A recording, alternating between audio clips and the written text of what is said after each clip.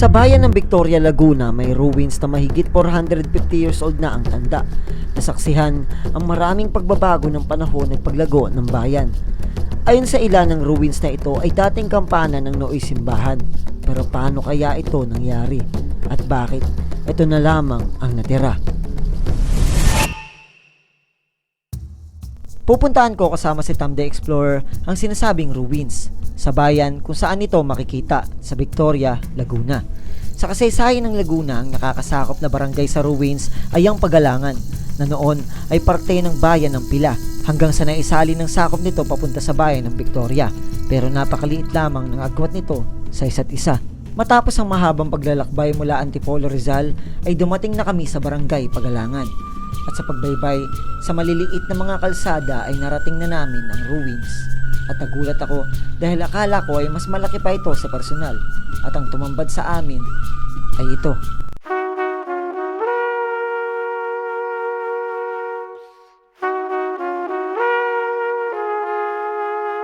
Ang ilan sa mga bato nito ay gumiba na. Tinubuan na ito ng puno at mga halaman. At nanganganib na rin itong masira pag tumagal pa ang panahon. Upang malaman ng ilang mga kwento patungkol sa lugar na ito, ay minarapat muna naming itanong ang nalalaman ng residenteng nakatira lamang sa tabi ng ruins. Ano yung nais?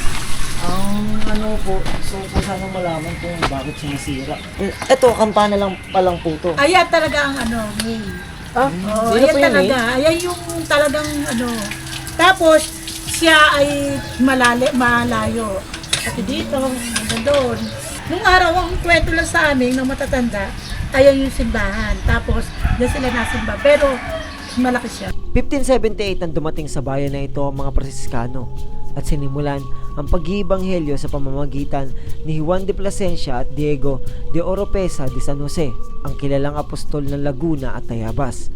Sinimulan nila magtatag ng Villa de Pila at nagtayo sila ng pangunahing simbahang gawa sa tubo, handog kay Saint Anthony of Padua.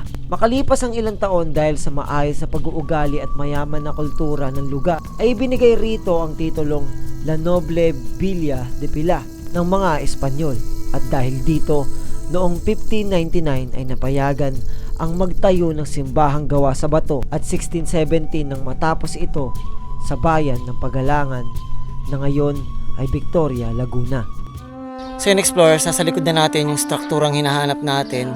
Tinatawag siya dito sa lugar na to bilang Tirado. Pero yung pinakatawag talaga sa kanya is lumang simbahan ng Barangay Pagalangan. Etong natitira na lang ngayon ay yung kampana, yung ruins mismo nun. Kapansin-pansin din sa likod nitong struktura is malapit siya sa lawa. So, nung buo pa to dati, malamang sa malamang yung mga nagsisimba is kitang-kita yung lawa. Sa unang mga makikita nyo dito is yung kung saan siya gawa. Merong mga bricks na pinagpatong-patong tas pinagdikit-dikit na lang.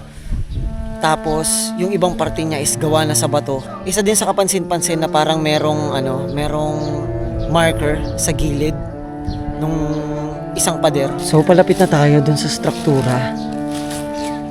Meron nga ditong nakalagay. Ito, 10 kauna-unahang simbahan ng Pila, banal na paglalakbay, Pebrero 17 hanggang 25, 1927. So yung marker na nakakabit dito sa ruins is 1978 pa na inilagay ng municipality ng Pilano para pagbibigay din ng kahalagahan dito sa makasaysayang ruins na to. Kung makikita nyo kung saan gawa tong simbahan, may mga bricks na papalamanan ng semento.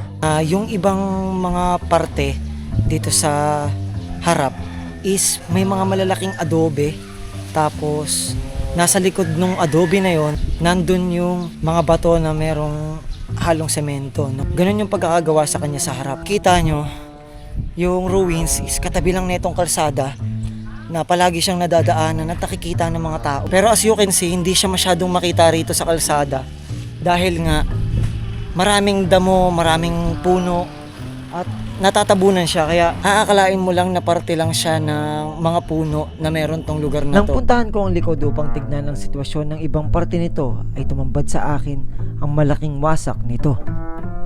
Oh, wasak nga siya.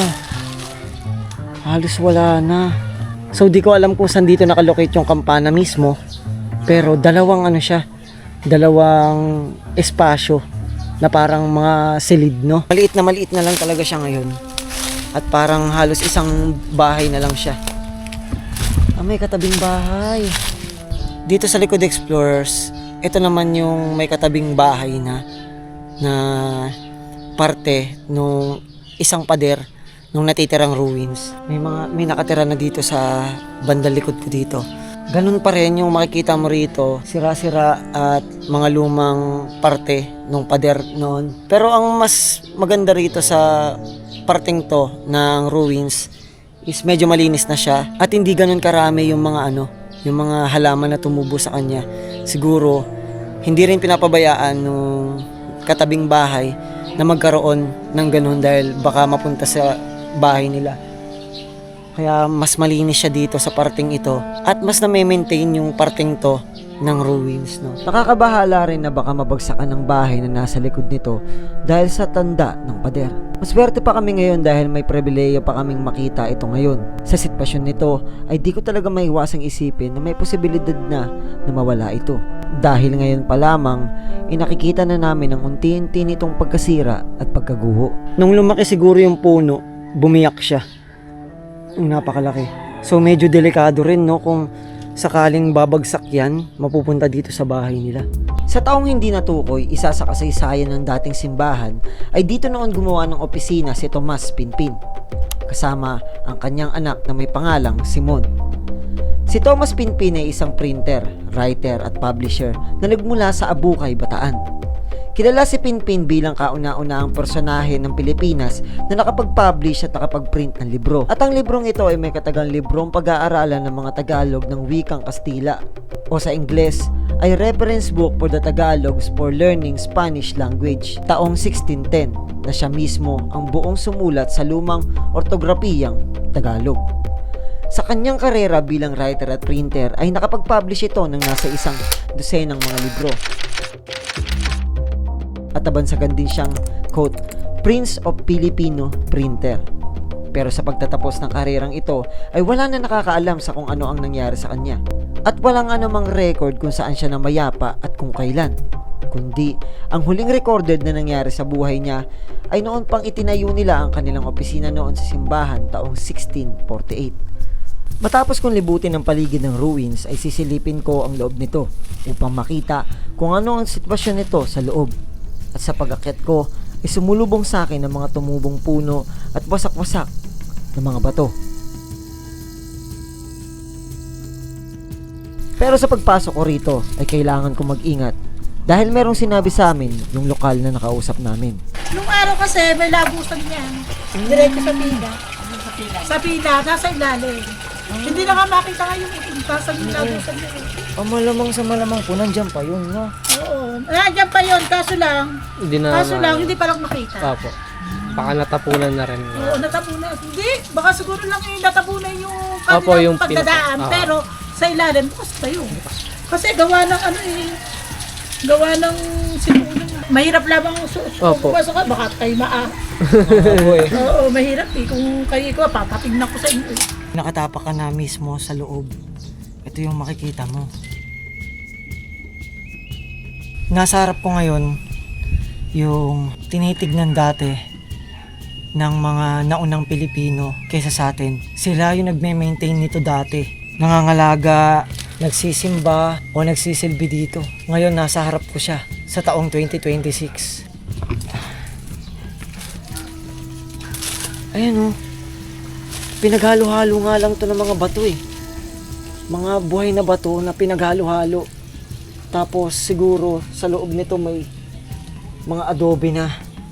O kaya mga mas malalaking bato. Ayun, kung makikita niyan. Walang bakal na nakausli. Walang pure lang na mga bato. Etong mga bricks na to. Semento. Yun lang yung nakaano sa kanya. Yun lang yung nandito. Pero kaya niyang tumagal ng ilang daang taon. At sa tagal ng panahon na yun, ito yung natira at nakikita pa rin natin sa taon natin ngayon. Dito sa kabila, mas mahalaman dito kaysa dito sa kabila. Mas marami yung halamang tumubo dito. Tapos itong puno na to, bumagsak na siguro. Tapos hindi na natanggal dito ng mga residente. Kaya nangyari, natubuan na lang ng ng halaman. Hindi ko alam kung magkaibang section ba tong dalawa or may nagkokonekta sa kanila para makapunta sa kabila o para makapunta rin dito sa kabila. Yung kapansin-pansin dito sa kabilang parte na to, merong space dun sa may unahan para sa pintuan. Sa tingin ko, etong taas, dun nang galing, kumbaga nang gumuho siya, dyan lang siya natapyas. Ang paggiba ng simbahan na ito noon at kung bakit ito ruins na lang ngayon ay may magandang rason bakit sinira. Dahil nga malapit ito sa lawa at bumabaha dito palagi ay dinimolish ito at inilipat ito noong 1800s sa site kung saan ngayon nakatayo ang kasalukuyang simbahan ng Pila. At alam nyo bang may sabi-sabi din na ang batong nakuha sa dating simbahan ayun din ang ilang ginamit upang mabuo ang kasalukuyang simbahan ng Pila. Dati kasi yung buo pa. Yung mga bato na yan kinuha doon sa Pila. Pila mismo. Kaya yung Pila, kasi ito yung hagip ng Pila. Yung simbahan ng Pila, yun yung mga bato dito. Yung kinuha dito, yun yung Yung ginawa. ginawa simbahan to, nung araw. Kaya matapos naming mabisita ang ruins ay pumunta kami ng simbahan ng Pila, ang National Shrine and Parish of San Antonio de Padua, upang malaman kung totoo ang aming nalaman na ang ilan sa mga bato galing sa Terrado ay siyang ginamit para sa simbahang ito. Pero sa pagdating namin ay may misa pala dahil malapit ng magmahal na araw nung kami ay pumunta sa simbahan. Ang sadya namin dito ay makahanap ng taong pwedeng magsabi sa amin ng kasaysayan ng simbahan at matanong kung totoo nga ba ang mga nalaman namin. Doon tayo pupunta, doon tayo mismo pupunta sa Liceo de Pila. Kasi malamang sa malamang andyan yung kung sino mang istoryan na meron dito sa Pila, malamang andyan. Tatanong lang po sana kami, sino po kayang dito, parang nakakaalam ng history ng Pila. Parang historian, gano'n. Doon na sa parish office. Dito po Doon na sa sa may likod. right side yun. Right side na. Sige po. Thank you po. Nang puntahan namin ng parish office ng simbahan, ay nabigo kaming maabutan ito. Dahil sabi sa amin, ay hanggang alas 5 lamang ito bukas. Nakakapanghinayang dahil gusto ko sanang malaman ng katotohanan. Pero kahit ganun, siguro ay sapat na ang aking nalaman sa pamamagitan ng internet. Pero sana ay dumating ang araw na malaman ko ito sa isang historian. Pero sa ngayon, bumalik muna tayo sa sitwasyon ng ruins.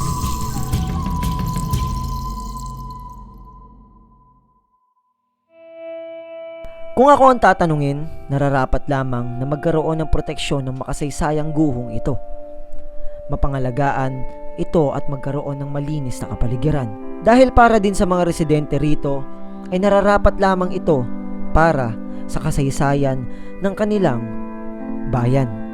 Kung para sa inyo po, dapat ba siyang mas pangalagaan ng gobyerno? Oo, dapat talaga. Kasi yung sinauna simbahan. Balak na yung paayos eh. Tapos ito, bibili na yata ng dati, bibili. Kasi may-ari na nitong lupan to sa Diputados na. Parang nung araw kasi parang bibili sana ng gobyerno. Naka-budget na yan. Kaso lang namatayan niya. Sa katunayan, marami pa rin bumibisita dito hanggang ngayon. Lalo na tuwing mahal na araw at tuwing may bisita iglesia. Ito ang rason bakit nararapat lamang na ma-maintain ito at maging malinis upang kaanyaya-anyaya ito sa mga bumibisita at para na rin sa mga kabataang residente ng bayan upang malaman at makita nila na merong gantong lugar sa kanila.